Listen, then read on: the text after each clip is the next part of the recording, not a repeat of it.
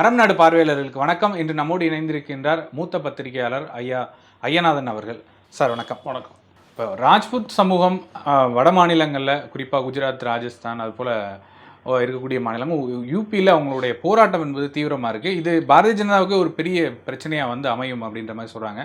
So அந்த சம்பவத்தில் நடக்கக்கூடிய விஷயங்கள் என்ன பார்க்குறேன்? இப்போ அங்கே இருக்கக்கூடிய கம்யூனிட்டிஸ் வந்துட்டு இதில் இப்போ இருக்கக்கூடியது என்னென்னா, இந்த குரூப்பிங்ஸ் அப்படின்னு சொல்கிறோம் இல்லைங்களா, அதர் பேக்வேர்ட் கிளாஸஸ்க்கு வந்துட்டு கொண்டு போய் சேர்த்துருக்காங்க. முக்கியமாக அங்கே இருக்கக்கூடிய இந்த வேளாண் சமூகங்கள்னு சொல்ல போனோம்னா, இந்த ஜாட்ஸு, குர்ஜார்ஸு, அப்புறம் ராஜ்புத்ஸு, இவங்கெல்லாம் வந்துட்டு பெரும் நிலவுடைமையாளர்கள் தான் இவங்கெல்லாம். இவங்களில் வந்துட்டு 2 சமூகத்துக்கு வந்துட்டு அந்த ரிசர்வேஷனில் வந்துட்டு ஒரு இடம் இருக்குது. ஓபிசியில், அதர் பேக்வர்ட் கம்யூனிட்டிஸில் இந்திய ஒன்றிய அரசனுடைய இந்த 27% ஒதுக்கீட்டில் அவங்களுக்கு ஒரு இடம் இருக்குது. இவங்களுக்கு அந்த இடம் இல்லை. இது ஒரு பக்கம். இந்த ஒரு இது வந்து என்ன ஆயிடுச்சு, அதிகாரங்களில் வந்துட்டு இவங்களுக்கு இடம் இல்லாத இருக்குது ராஜ்புத்ஸு. நம்ம சொல்கிற மாதிரி ராஜ்புத்ஸ் வந்துட்டு முன்னாடி மாதிரி ஒரு பொசிஷனில் வந்துட்டு அவங்க இல்லை. ஒரு ஆதிக்க சமூகம் அப்படின்லாம் வந்துட்டுலாம் சொல்ல முடியாது. காரணம், அதிகாரத்தில் அவங்க கிடையாது. பொருளாதார ரீதியாகவும் எல்லாரும் பெரிய ஒரு உயரத்தில் எல்லாம் இல்லை. அவங்க பார்த்திங்கன்னா சிலர்லாம் சொல்கிற மாதிரி பானிபூரி விற்கிற அளவுக்கெல்லாம் கூட கீழே வந்துருக்குறாங்க. அவங்க அந்த அளவுக்கான ஒரு சமூகம் தான் அது. பரவலாக பொருளாதார ரீதியாக பார்த்திங்க அப்படின்னோம்னா ஒரு பிற்படுத்தப்பட்ட ஒரு சமூகமாக தான் அவங்க இருக்கிறாங்க அப்படின்லாம் சொல்லியிருக்காங்க. இப்படிப்பட்ட சூழலில் வந்துட்டு என்ன பண்ணியிருக்காரு, அவங்களுடைய பிஜேபியினுடைய ஒரு எம்பி பல்யான் அப்படின்றவர், சஞ்சீவ் பல்யான் அப்படின்றவர் என்ன சொல்லிட்டாரு, ஜாட்டுனாலே விவசாயினாலே ஜாட்டு, மற்றவனெல்லாம் வந்துட்டு கூலி விவசாயி அப்படின்ட்டார். ஸோ அது இவங்களுக்கு வந்துட்டு ஒரு கோபம் வந்துருச்சு. அது வந்துட்டு பிஜேபி வந்துட்டு அதை கண்டிக்கலை. பிஜேபி தலைமை வந்துட்டு அதை கண்டிக்காத உடனே அவங்க சொல்கிறாங்க, நாங்கள் அவன் சஞ்சீவ் பல்யான் வந்துட்டு அவனுடைய வார்த்தையை திரும்ப பெறணும்னு ரொம்ப நாளாக சொல்லிகிட்டு இருக்கிறோம், பெறலை. பிஜேபி ஒன்றும் கண்டுக்கலை. ஸோ பிஜேபி புறக்கணிக்க போகிறேன்னு சொல்லிட்டாங்க. இது ஏன் பெரிய பிரச்சனை ஆகுதுன்னா, வெஸ்டர்ன் உத்தரப்பிரதேசத்தில் வந்துட்டு இருக்கக்கூடிய அந்த விவசாய சமூகங்கள் எல்லாருமே வந்துட்டு பார்த்தீங்கன்னா ஒரு நேரத்தில் சரண் சிங் தலைமையிலான சௌத்ரி சரண் சிங் அப்படின்வாங்க, பாரதிய லோக்தள் அப்படின்ற ஒரு கட்சி 1970களில் வந்துட்டு ஒரு ரொம்ப ஃபேமஸ். அவருடைய புதல்வர் தான் அஜித் சிங். இப்போ அவருடைய பையன்தான் வந்துட்டு அந்த பாரதிய லோக்தள் வந்துட்டு வச்சுருக்காரு, ராஷ்ட்ரிய லோக்தள் அப்படின்னு RLDன்னு வச்சுருக்காரு. அங்கே வந்துட்டு ஒரு 13 MP சீட் இருக்குது. இது வெஸ்டர்ன் உத்தரப்பிரதேசத்தில். இந்த இடத்துல வந்துட்டு அந்த RLDயோட பிஜேபி அலைன்ஸ் வச்சுருக்குது. இப்போது அந்த ஸ்ட்ரென்த்தில் வந்துட்டு இது வந்துட்டு ஒரு மிகப்பெரிய ஒரு பலவீனப்படுத்தக்கூடிய ஒரு முயற்சி மாதிரி இது பார்க்கப்படுது. ஒரு பக்கம் பார்த்தீங்கன்னா இது பிஜேபி தான் தூண்டி விடுது மற்றவங்களெல்லாம் கன்சர்வேட் பண்ணுறதுக்கு அப்படின்றாங்க. இன்னொரு பக்கத்தில் பார்த்தீங்கன்னா இல்லை பிஜேபியை ஒழிக்கிறதுக்கு ராஜ்புத்ஸு முடிவு எடுத்துட்டான். ஏன்னா ஜாட்ஸுக்கும் குர்ஜார்ஸுக்கும் இருக்கக்கூடிய ரெப்ரசன்டேஷன் தங்களுக்கு இல்லை, அதிகாரத்தில் தங்களுக்கு இடம் இல்லை, இது பிஜேபி பேசலை, போத குறைக்கு பல்யான் வேறு நம்மளை அவமானப்படுத்திட்டான் அப்படின்னு சொல்லிட்டு அந்த மாதிரி அது போகுது. அதுதான் வந்துட்டு என்ன பண்ணியிருக்காங்க, ஒரு கடுமையான ஒரு போராட்டமாக பல்யானை நீக்கு. எங்களுக்கு பிஜேபி மேலே எந்த கோபமும் இல்லை, யோகி ஆதித்யநாத் மீது எந்த கோபமும் இல்லை, பல்யான் இந்த மாதிரி சொன்னது தப்பு. நாங்கள் விவசாய குடிகள் தான், எங்களுக்கும் அந்த இடத்துல பிசியில் எடுத்துகிட்டு போய்ட்டு அந்த இடத்த கொடுக்கணும் அப்படின்னு சொல்லக்கூடிய போராட்டம் தான் பெருசாக இருக்குது. இப்போ இதை வந்துட்டு இது வரைக்கும் பிஜேபி அட்ரஸ் பண்ணலை. இது கிட்டத்தட்ட ஒரு 5 வருஷமாக போய்ட்டுருக்குது. அதுதான் இப்போ பிரச்சனையாக இருக்குது. இப்போ அவங்க பெரிய அளவுக்கு ஒன்று சேர்த்துட்ட உடனே என்னாச்சு, இது அப்படியே டேர்ன் ஆகுது டுவர்ட்ஸ் காங்கிரஸ். அந்த இந்தியா கூட்டணியை நோக்கி அந்த செல்வாக்கு போகுது. ஏன்னா இப்போ உறுதியாக நம்ம வந்துட்டு காங்கிரஸ் கூட்டணிக்கு தான் ஓட்டு போட போகிறோம் அப்படின்ற ஒரு இடத்த முடிவு வந்துட்டு இவங்க எடுத்து அறிவிச்சிடல. பிஜேபிக்கு ஓட்டு போட மாட்டோம் அப்படின்னு தான் சொல்லிட்டு இருக்காங்க. பிஜேபிக்கு எதிராக யார் வலிமையான கேண்டிடேட்டோ அவங்களுக்கு தான் ஓட்டு போடுவோன்னு சொல்லியிருக்காங்க. அதில் பகுஜன் சமாஜ் கட்சி கூட வருது. ஸோ அதனால் இவங்க எப்படி பண்ண போகிறாங்க அப்படின்றது இதுதான் தெரியும். இதான் பிரச்சனை. இல்லை, அங்கே பிரியங்கா காந்தி அவர்கள் ரேலியில் போய் இன்னைக்கு அவங்க சில அந்த சமூகத்தை சேர்ந்த ராஜ்புத்தை சேர்ந்த நிறைய பேர் அங்கே போயிட்டு வந்து இந்த இடம் உங்களுக்கு தான் வாக்கு அப்படின்னு சொல்கிறதையும் பார்க்குறோம்ல. அங்கே அது காங்கிரஸ்க்கு மாறுறதாக. அதுதான் சஹரான்பூரில் அன்றைக்கி நடந்த ரேலி தானே, அது பயங்கரமான ரேலி. இவங்க நம்மளுக்கு இப்போ தான் அதெல்லாம் ஃபோக்கஸ் பண்ணுறாங்க. ஓகே, நம்மளுக்கு இதுக்கு முன்னாடி நடந்த உத்தரப்பிரதேச மாநில சட்டப்பேரவை தேர்தலையே வந்துட்டு பிரியங்கா காந்திக்கு வந்துட்டு சரியான கூட்டம், நிறைய அப்போதும் பெண்கள் அங்கே தான் வந்தாங்க. 2 பேருக்கு தான் கூட்டம் முடிச்சு. அப்போது ஒன்று முன்னாள் யூபி முன்னாள் முதலமைச்சர் அகிலேஷ் யாதவ், அடுத்தபடியாக பார்த்தீங்கன்னா பிரியங்கா காந்தி. இவங்களுக்கு தான் மோடி கீடிக்கெலாம் ஒன்றுமே அங்கே கூடலை. ஆனால் என்ன பண்ணிட்டாங்க, காங்கிரஸ் இருந்த ஓட்டை அப்படியே வழிச்சிட்டாங்க இவங்க. யார், பிஜேபிக்காரங்க வழிச்சிட்டாங்க. அதனால தான் 254 வரைக்கும் அவங்க போனாங்க. இல்லாட்டி 150 அவங்க தாண்டி இருக்க மாட்டாங்க. தான் உண்மை. காங்கிரஸுடைய ஓட் பேங்கை வந்துட்டு திருட்டாங்க அவங்க. காலங்களில். ஆமாம், இது இவங்களுக்கு தெரியவே இல்லை. அந்த அந்த அந்த வழிக்கிற சூத்திரம் இருக்கு இல்லையா, 3 ஓட்டு விழுந்தா 1 ஓட்டு அப்படின்னு சொல்லிட்டு அப்படியே எடுத்து அந்தாண்ட போய்கிட்டே இருக்கு. ஏன்னா ப்ரோக்ராமிங் தான், கிராக்கிங்னு சொல்கிறது இது, புரியுதுங்களா? அது நடந்திருக்கு. அதை வந்துட்டு நான் அப்போவே சொன்னேன், இது இப்படி தான் ஆகும், நீங்கள் வேணால் பாருங்கள். பிரியங்கா காந்தியோட செல்வாக்கு நல்லாயிருக்கும், ஆனால் ஓட்டில் இருக்காது அப்படின்னு. அதான் ஏற்பட்டுச்சு. எங்கெல்லாம் கூட சில இதில் ஊடகத்தில் கூட சொன்னாங்க, இல்லை இல்லை அவங்களுக்குலாம் அவ்வளோ ஸ்ட்ரென்த் இல்லைன்ட்டு. ஸ்ட்ரென்த் இருக்குது காங்கிரஸுக்கு. இந்த மாதிரி ஓட்டை களவாடுறதுனால, டிரான்ஸ்ஃபர் ஆகுறதுனால அது போயிடுது. புரியுதுங்களா? இது நிறைய சுயேட்சைகளுக்கு நடந்திருக்குது, இங்கே அமமுகவுக்கு நடந்திருக்குது, பலருக்கும் நடந்திருக்குது. அதனால தான் அந்த கேஸ் எல்லாம் வருது.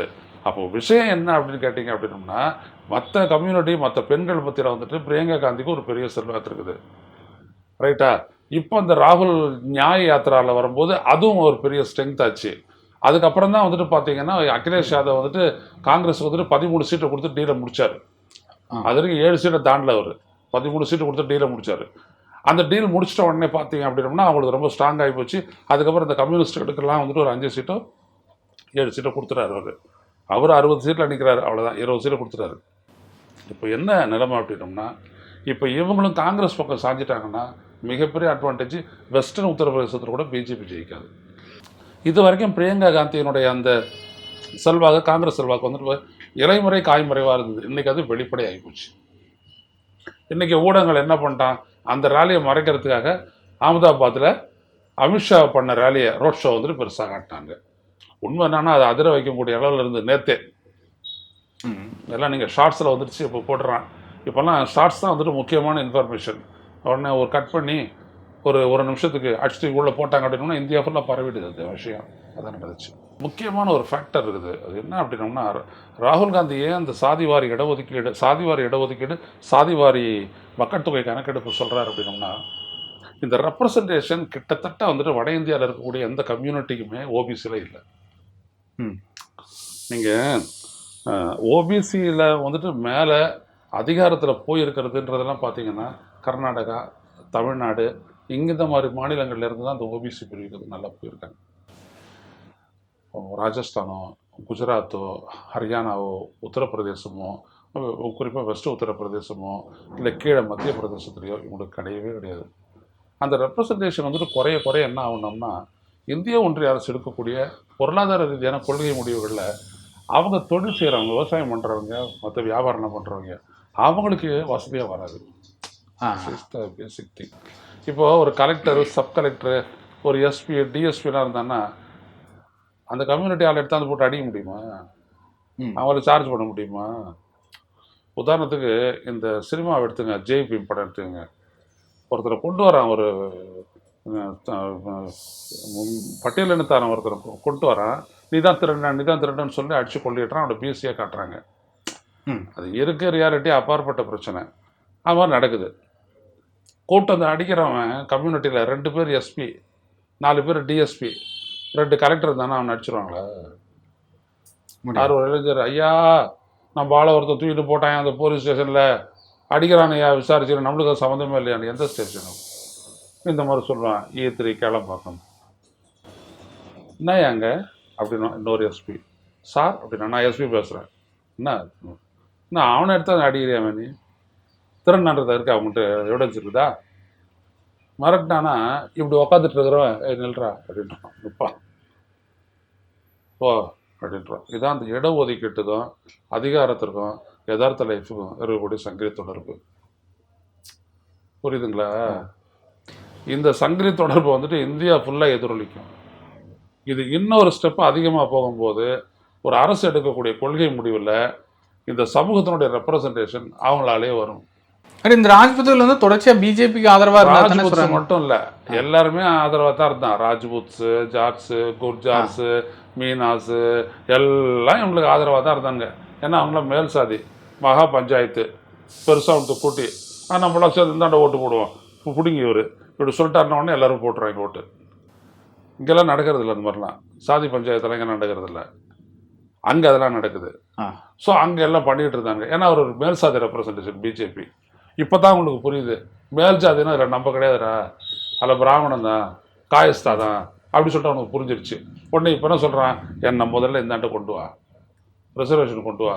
அதான் பார்த்தீங்கன்னா குஜராத்லேருந்து ஆரம்பித்து அப்படியே போகுது அந்த இது. இங்கே பட்டிதார் குஜராத்தில், ராஜஸ்தானில் பார்த்தீங்கன்னா மீனாசு மற்றவர்கள் எல்லாம். அப்புறம் அப்படியே ஹரியானாவில் போனோம்னா ராஜ்புத்ஸு இந்தாண்ட எல்லாருமே குர்ஜார்ஸு எப்படின்ட்டு நம்ம சொல்கிற மாதிரி யாருக்கும் உங்களால் ரெப்ரசன்டேஷன் இல்லை. இப்போ ஃபார் த ஃபஸ்ட் டைம் இவங்கெல்லாம் அலைன் ஆகிறாங்க. இதனால தான் ராகுல் காந்தி என்ன பண்ணுறாரு, இந்த காஸ்ட் பேஸ்டு சென்சஸ் ரிசர்வேஷனை 60% சீலிங்கை உடைக்கணும், அந்த பிசி ரிசர்வேஷனை அதிகப்படுத்தணும்னு சொல்கிறது காரணம் தான். ஸோ 55ன்னு வந்துருச்சுன்னா அப்புறம் ராஜ்புத்தில் வந்துட்டு ஆள் இருப்பான், கிளர்க்கில் நிறைய பேர் வந்துடுவாங்க, இதெல்லாம் வந்துடுவாங்க. ஸோ அப்போ முதல் முறை இந்திய அதிகாரம் வந்துட்டு பரவலாக்கப்படுறதுக்கான இதுதான் மண்டல் கமிஷனுடைய மெயின் எய்மே.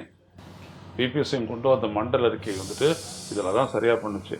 அந்த மெயினாக என்ன அப்படின்னோம்னா நம்மளுக்கு ஸ்டாட்டிஸ்டிக்ஸ் இல்லை. ஏன்னா இந்திய ஒன்றிய அரசு வந்துட்டு இன்றைக்கும் பார்த்தீங்கன்னா அட்மினிஸ்ட்ரேட்டிவ்லி நிர்வாக ரீதியாக அது வந்துட்டு ஒரு பிராமண கருவியாக தான் இருக்குது. அவன் வந்துட்டு இதை பண்ணால் அது அங்கே என்ன வரும்ன்ற அவனுக்கு தெரியும் நல்லா. தமிழ்நாட்டிலலாம் பார்த்துட்டான், கர்நாடகாலலாம் பார்த்துட்டான், இங்கெல்லாம் நம்மளுக்கு இடம் இல்லை அப்படின்ட்டு உடனே அவன் டெல்லியை தக்க வச்சுட்டு இருக்கிறான். இப்போ பார்த்தீங்க அப்படின்னோம்னா அது உடஞ்சிரும். அதான் உடஞ்சிரும்னா எவ்வளோ நம்பராக இருக்கும்? ஏன்னா இப்போ குஜராத் இருக்கு, குஜராத்லேயும் இந்த பிரச்சனை பெருசாக அங்கே மத்திய பிரதேசத்தை உத்தரப்பிரதேசம் எடுத்துக்கணும்னா 10%, மற்ற இடங்கள்லாம் 5% இந்த பிராமின்ஸ், அவ்வளோதான். ஸோ இது அப்படியே போயிடும். இப்போ எக்கனாமிக்கலி வீக்கர் செக்ஷன் வந்துச்சா இல்லையா, 10% தானே. அந்த 10%க்கான எக்ஸ்ட்ரா ஒதுக்கீடே பண்ணலை, தெரியுமா அது உங்களுக்கு? இது நிறைய பிஎஸ்சிஸ்க்கும் தெரியாது, எஸ்சிக்கும் தெரியாது, எஸ்டிக்கும் தெரியாது.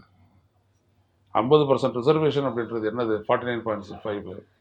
அதில் வந்துட்டு 26% வந்துட்டு பிசி, 5% எஸ்சி, 7.5% எஸ்டி, ஆக 49.5%. அதுக்கு மேலே ஒரு 10% ரிசர்வேஷன் எக்கனாமிக்கலி வீக்கர் செக்ஷன் பண்ணுறாரு. 50%க்கு மேலே ரிசர்வேஷன் கொடுக்கக்கூடாதுன்ட்டா அப்போ எங்கே நீ தருவேன்? அப்போது இவன் என்ன பண்ணுறான், அந்த 10% எம்பி அதர் பேப்பர்ட் கம்யூனிட்டி, எஸ்சி எஸ்டி இவங்களோட கோட்டாலேருந்து அப்படி எடுத்து அவங்களுக்கு கொடுக்குறான். இந்த இடபிள்யூஎஸ் கோட்டா முடிச்சிட்ட உடனே பாரதிய ஜனதா கட்சியினுடைய ஓட் பேங்க் 10% அதிகமாகுது 2019. இன்னைக்கு சொல்கிறாங்கல்ல, நாங்கள் இடஒதுக்கீடு சாதி நாட்டையே பிளவுபடுத்தோம், சாதி எல்லாம் தப்பு அப்படி சொல்கிறாருல மோடி. அப்போ ஏன் எக்கனாமிக்கலி வீக்கர் செக்ஷன் கொடுத்தான்? அப்போ கொடுத்ததுல இவங்களாம் வரல. இந்த இடத்துல தான் அவர் ராகுல் காந்தி வெடி வைக்கிறார். அவங்க அப்பா ராஜீவ் காந்தி இடஒதுக்கீடை பிஜேபி மாதிரி தான் எதிர்த்தவர். அவர் 1991. ராகுல் காந்தி அப்படியே அதுக்கு நேர் எதிர். கொண்டு முதல்ல ரிசர்வேஷனை ஒழி, இந்த பிராமின் டாமினேஷனை, இதை ஒழிக்காமல் ஆர்எஸ்எஸ் ஒழிக்க முடியாது அப்படின்ற பாலப்பாடத்தை அவர் தமிழ்நாட்டிலேருந்து கற்றுக்கிட்டாரு. ஸோ தமிழ்நாடு ஏன் ஸ்ட்ராங்காக இருக்குது, தமிழ்நாட்டுக்குன்னு ஏன் ஒரு உளவியல் இருக்குன்னா, இந்த அதிகார ரீதியாக யார் இருக்கிறா, யார் ஆதிக்கம் செலுத்துகிறா அப்படின்றத தெளிவாக உணர்ந்துருக்குது தமிழ்நாடு. ஸோ அப்போது இந்த என்டையர் நார்தர்ன் பெல்ட் இருக்கு இல்லைங்களா, இந்த நார்தர்ன் பெல்ட்டில் நீங்கள் அப்படியே சீட்டுக்கு கணக்குவாங்க. குஜராத் 26, ராஜஸ்தான் 25, மேலே போனீங்கன்னா ஹரியானா 11, அதுக்கு மேலே பஞ்சாப் 13, இந்தாண்ட பஞ்சாப் விட்டுருங்க, பஞ்சாப் வேணாம், இந்தாண்ட டெல்லி 7, அந்தாண்ட உத்தரப்பிரதேசத்தில் வந்துட்டு 80 வந்துட்டு ஒரு 30 தொகுதியாவது இவங்களுடைய டாமினேஷன் இருக்குது. அப்புறம் கீழே வந்தீங்கன்னா 29 தொகுதி. ஸோ இதில் எல்லாத்தையும் நீங்கள் சேர்த்திங்க அப்படின்னோம்னா எவ்வளோ வருது பாருங்கள், 26, 25, 51, 51, 67, 74, 74 ஒரு 40, 114, 114 ஒரு 29, 30ன்னு வச்சுக்கோங்க, 154 தொகுதியில் 154 தொகுதியில் வலிமையாக இவங்களுடைய இது வேலை செய்யும். இந்த அதிருப்தி அதிலையும் காட்டும். ஆமாம், அதுவும் சொல்கிறேன். இவங்களாம் ஒன்றா கூடி ஒரு பஞ்சாயத்துன்னு கூடி முடிவு எடுத்துறானுங்கன்னா எல்லாரும் அதே மாதிரி போய்ட்டு அமைக்கிடுவாங்க. ஸோ பட்டனை வச்சுக்கிட்டு இருந்தவங்க கூட பலன் இருக்காது இப்போ வேலை, புரியுதுங்களா? அப்போது இதுதான் ஒன்று. ரெண்டாவது விஷயம், இவங்கெல்லாம் வந்துட்டு முரட்டு சமூகத்துக்காரங்க, இவங்கெல்லாம் வாள் எடுத்து போற செஞ்சவங்க. இவங்களுக்கு எதிராக நீங்கள் வந்துட்டு வன்முறையெல்லாம் கட்டவிழ்த்து விட்டீங்க அப்படின்னோம்னா முடிஞ்சது, யூ ஹேட் இட். அவங்க நல்லா திருப்பி அடிப்பாங்க. இப்போ இவங்களுக்கெல்லாம் ஒரு அடிப்படை கோபம் என்னன்னா, விவசாயிகளான நம்மளுக்கு ஒரு உரிய விலை தரலையே அப்படின்றது. ஸோ நம்மளுடைய நிரந்தர வறிய நிலைக்கு காரணம் வந்துட்டு இந்த இருக்க பிஜேபி கவர்மெண்ட்டு அப்படின்றது ஒரு 2-3 வருஷமாக இவங்களுக்கு பதிச்சிருக்குது. அந்த சஞ்சீவ் பாலியான் வந்துட்டு இவங்களை பற்றி கருத்து சொல்கிறது 2019, அதே 2024 ஏறியணும் இல்லையா? அப்போ இதான் விஷயம். இப்போ இதை புரிஞ்சுக்கிட்டோம் அப்படின்னோம்னா சமூக நீதி அப்படின்றது பரவலாக்கப்பட வேண்டியதுக்கான அவசியம் முடியும். இல்லாட்டி அது வேற விதமான ஒரு சாதி அரசியல் ஆகும். குஜராத்லேருந்து ஒரு அமைச்சர் அவர் பேச போய் தான் இப்போ திருப்பி கடந்த 7ஆம் தேதி ஒரு பேச்சு ராஜ்புத் மேலே அவங்க குற்றச்சாட்டு வைக்க போகும்போது தான் அந்த பிரச்சனை திருப்பி வருது. இல்லை, பிரச்சனை வந்துட்டு ஒருத்தர் பேசுறதுனால வந்துடாது, ஏற்கனவே இருக்கிறதுனால இது ட்ரிகர். நீங்கள் எப்போதுமே ஒன்று புரிஞ்சுக்க, இந்தியா மாட்ட ஒரு சமூகத்தில் வந்துட்டு சாதிய மதமோ பிரச்சனை கிடையாது. ஒன்று உரிமை போராட்டம், இல்லை பொருளாதார போராட்டம், பொருளாதார பகிர்வு தொடர்பான போராட்டம், இல்லாட்டி அதிகாரம் தொடர்பான போராட்டம். அதிகாரம் அப்படின்றது அவமதித்தல் இந்த மாதிரி இடங்கள்ல வரும். பொருளாதாரம் அப்படின்றது உரிய விலை, உழைச்சும் ஒன்றும் இல்லை, அளந்து பார்த்தா உடக்க கூட மிஞ்சாது நீங்கள் சொல்கிறாங்கல்ல, அதுதான். மூணாவது வந்துட்டு பார்த்தீங்க அப்படின்னம்னா, அவங்களுக்குள்ளே இருக்கக்கூடிய இந்த காஸ்ட் ரீதியாக இருக்கக்கூடிய இந்த இந்த இந்த ஒரு மாதிரி அவங்கள வந்துட்டு ஒதுக்கி வைக்கிறது, இந்த மாதிரியான விடயங்கள் தான் சமூக உரிமை, சமூக நீதி, இந்த மாதிரி விடயங்கள் தான். ஸோ இது மூணுத்தையும் அட்ரஸ் பண்ணுற இடம் தான் காஸ்ட் சென்சஸ். ரெண்டாவது, காஸ்ட் சென்சஸ்னுடைய ஒரு முக்கியத்துவம் சொல்கிறேன். பலருக்கும் பார்த்தீங்கன்னா இது என்ன ஜாதி ஒதுக்கீடு அப்படிலாம் சொல்கிறாங்க இளைஞர்கள். ஒரு ஒரு ஒரு சமூகத்தினுடைய சோஷியல் ஸ்டேட்டஸ் அப்படின்றது எஜுகேஷனல் அண்ட் கேஸ்ட் ரெண்டு வரும். இப்போ எக்கானமியும் நீங்கள் சேர்த்து தான் எடுக்க போகிறீங்க சென்சஸில். அப்போ ஒரு ரீஜனுக்கு எதை எடுத்து வந்து கொடுக்கலாம், என்ன விதமான இண்டஸ்ட்ரியை கொண்டு வரலாம் அப்படின்றதுக்கும் இது ஒரு பேசிக் டாக்குமெண்ட்டாக இருக்கும். பலருக்கும் தெரியாது எதுக்கு சென்சஸ் எடுக்கிறாங்கன்ட்டு.